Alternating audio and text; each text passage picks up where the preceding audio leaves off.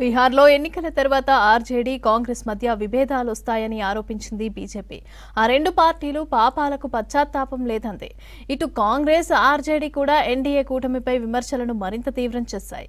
ఓటర్లు ఈసారి మార్పు కోరుకుంటున్నారని, తమదే విజయమని ధీమా వ్యక్తం చేస్తున్నాయి. బీహార్లో రాజకీయ పార్టీల ఎన్నికల ప్రచారం చాలా స్పీడ్గా కంటిన్యూ అవుతోంది. అన్ని పార్టీలు గెలుపే లక్ష్యంగా ఓటర్లను ఆకర్షించే ప్రయత్నాలు చేస్తున్నాయి.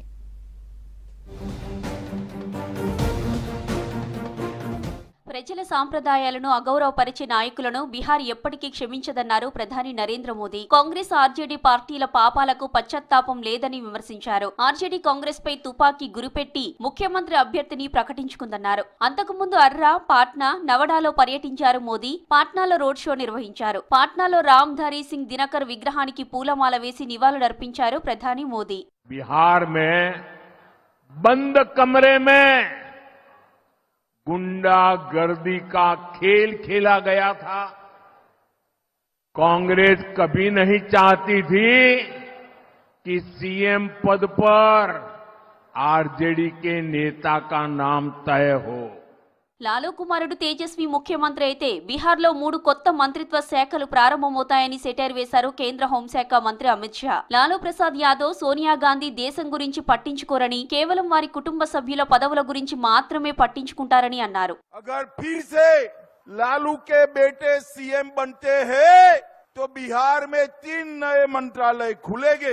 एक मंत्री बनेगा अपहरण का इंडस्ट्री चलाने वाला मंत्री, दूसरा बनेगा रंगदारी चलाने वाला मंत्री और तीसरा बनेगा अपहरण और खून को बढ़ावा देने वाला मंत्री. బీహార్లో పర్యటిస్తున్న ఎల్ఓపి రాహుల్ గాంధీ అన్ని వర్గాల ప్రజలతో మమేకమవుతున్నారు. బెగూసరాయ్లో మత్స్యకారులతో ముఖాముఖి నిర్వహించిన రాహుల్ పక్కనే ఉన్న చెరువులో చేపలు పట్టారు. మహాగఠబంధన్ కూటమి అధికారంలోకి వస్తే మత్స్యకారులకు లీన్ కాలంలో 5,000 అందిస్తామని హామీ ఇచ్చారు. రాష్ట్రమంతటా క్వాలిటీ ఎడ్యుకేషన్ అందిస్తామన్నారు. हमने स्पेशल मैनिफेस्टो बनाया है।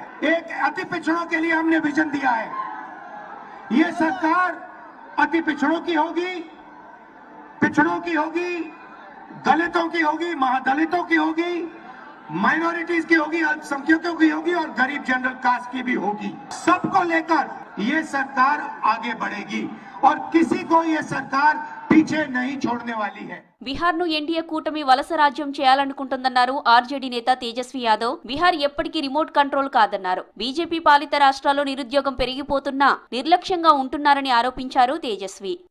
ये लोग ऐसा लोग चाहते हैं कि रिमोट कंट्रोल से अमित शाह और नरेंद्र मोदी जो है बिहार को चलाने का काम करें। टॉप 2 स्टेट में आता है क्राइम के मामले में बिहार, यूपी के बाद बिहार। टॉप 5 स्टेट जो है सीआरपी के आंकड़ों में बीजेपी रूलिंग स्टेट आती है। सब बेरोजगार है बिहार के लोग। क्या किया बिहार में? सबसे ज्यादा गरीबी है 20 साल राज करने के बाद से। क्या किया है? गरीब बना करके रखा है, बेरोजगार बना के रखा है बिहार के लोगों को कि पलायन करने में विवश है. బీహార్ ప్రజలు మార్పు కోరుకుంటున్నారని చెప్పారు కాంగ్రెస్ సీనియర్ నేత సచిన్ పైలట్. గత 20 సంవత్సరాలుగా ప్రజలు ఎన్డీఏ ప్రభుత్వంతో విసిగిపోయారని అన్నారు. ఈసారి బీహార్ యువత రాహుల్ గాంధీ, తేజస్వి యాదవ్ పై ఆశలు పెట్టుకున్నారని తెలిపారు. और पिछले लगातार 20 सालों से वही शासन सरकार बिहार में चल रही है. बिहार के नौजवान, बिहार के मेहनती लोग अब इस व्यवस्था से परेशान आ चुके हैं और वो ऊब चुके हैं. बदलाव की सुगबुगाहट बहुत दिनों से बिहार के अंदर है, लेकिन हमारे गठबंधन के साथ आने के बाद राहुल गांधी जी, तेजस्वी जी, सब लोगों ने मिलकर जो मेहनत की है, वहाँ नौजवानों को एक उम्मीद दिख रही है. इसलिए मैं ऐसा मानता हूँ कि सरकार का जाना तय है. महागठबंधन की सरकार बनेगी और स्पष्ट बहुमत से बनेगी. బీహార్ అసెంబ్లీ ఎన్నికల్లో హింసకు తావులేదన్నారు భారత ఎన్నికల ప్రధాన కమిషనర్ జ్ఞానేష్ కుమార్. అసెంబ్లీ ఎన్నికలు పారదర్శకత, సమర్థతకు నిదర్శనంగా నిలుస్తాయన్నారు. मैं एक बार स्पष्ट करना चाहता हूं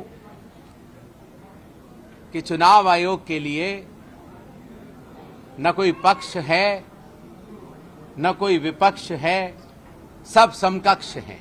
బీహార్ అసెంబ్లీ ఎన్నికల వేళ జనసురాజ్ వ్యవస్థాపకుడు ప్రశాంత్ కిషోర్ మద్దతుదారు దులార్ చంద్ హత్య కేసులో జేడీయూ అభ్యర్థి మాజీ ఎమ్మెల్యే అనంత్ సింగ్ ను అరెస్టు చేశారు పోలీసులు.